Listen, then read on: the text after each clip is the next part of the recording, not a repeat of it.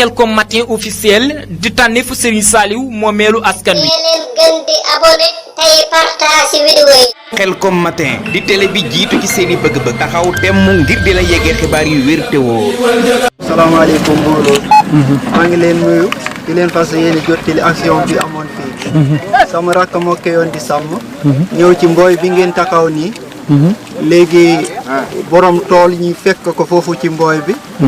ñu amant ak ñoom histoire léegi ñu gor ko ba dànkay dagg. benn tànka bi dagg fii fi ma taxaw nii foofu la tëdd.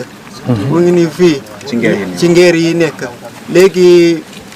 am benn sàmm bu ci tombé woo ma téléphone mu wax ma Daouda Ka dagg nañu tànk dowal ñëw ma ne ana ñi daggoon tànk ñu ne dow nañu léegi ma takk foofu sareen ñëw bi ma tombé ci Daouda Ka desewul dara fekkee dem na léegi ma woo chef de village bi ma laaj ko numéro commandant bi mu ne dafa daanu ak portable am beneen bi léegi ma woo service bi léegi mu jox ma numéro commandant bi ma woo ko ma expliqué ko léegi moom mu ñëw woo sappoor ñëw fekkam fi ñu taxaw nii commandant fii la ma fekke maa ngi tiim néew bi léegi mu constat sappoor ñëw constat ñoom ñu yóbbu seen néew léegi ñu filmer fii yëpp ñu fekk fii ñeenti sareet nag fii ci mbooy bi lañ ko fekk léegi ñu jàppa ci naar ka ak am dikkaan léegi ñun nag lu ñu métti mooy du ñooñu kese ñoo bokkoon ci ndax am na sama benn jerbaat bu àndaloon ak booy bi mu ngi am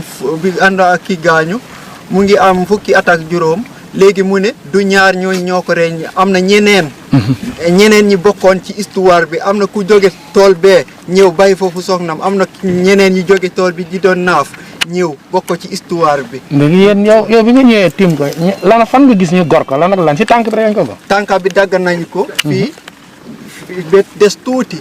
léegi ñu gor ko fii ci pooj bi. constat bi jàpp na ko même ci bopp bi am na gor it.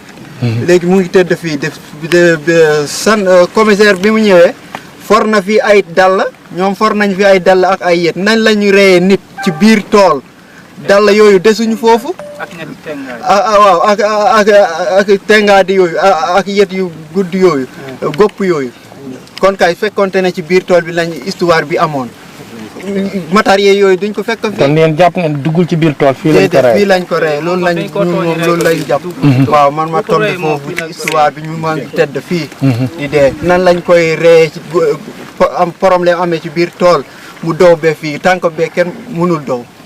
waaw yoon na mu def liggéeyam ñu jàpp ñeneen ñi des képp ku ci bokk.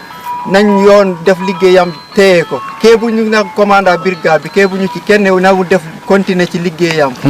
léegi képp ku ci bokkul ñun suñu yoon nekkul ci moom. waaw maire bi ne li mu intervention li mu wax de fekkewul commandant waxu ko sëñ naar kan kooku waxu ko léegi pour lan muy seede lu mu fekkewul. waaw loolu moo ñu gën a métti nag ci maire bi. loolu gën a métti ndax moo ñu uufi ñun ñëpp waaye warul def parparloo te ñun parparloo lañ ko gis waaw mu nag bëgguñu romb yoon na mu def liggéeyam. merci beaucoup.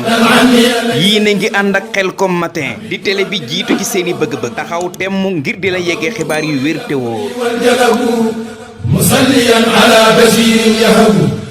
Khelcom matin def leen ko seen moomeelu bopp bu leen fàtte abonné ci chaîne bi def ko seen yitte bës cloche de notification bi ngir jot yeneen vidéo yi gën a taaru.